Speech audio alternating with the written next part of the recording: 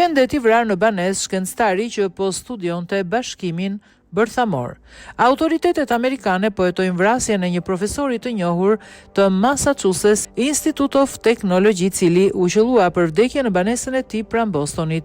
Viktima është Nuno Gomez Laureio, 47 vjeç, profesor i shkencës dhe inxhinierisë bërthamore dhe drejtori i qendrës për shkencën e plazmës dhe bashkimit bërthamor në MIT. Ai u qellua me armë zjarri mbrëmjen e së hënës në apartamentin e tij në Brooklyn dhe ndroi jetë disa orë më vonë në spital. Sipas policisë, një fqinj ka dëgjuar disa shpërthime të forta, ndërsa autorët dyshohet se janë larguar nga vendi ngjarjes. Deri më tani nuk ka persona të arrestuar dhe rasti po trajtohet si një hetim aktiv për vrasje.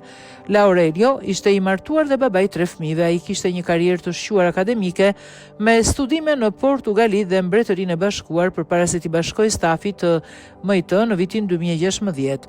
Në vitin 2024 ai u emërua drejtues i qendrës kërkimore që merret me studimin e plazmës dhe bashkimit bërthamor. Kërkimi i tij fokusoi në energjinë e bashkimit bërthamor, e konsideruar si një burim energjie i pastër dhe praktikisht i pakufizuar me potencial për të ndihmuar në luftën kundër ndryshimeve klimatike.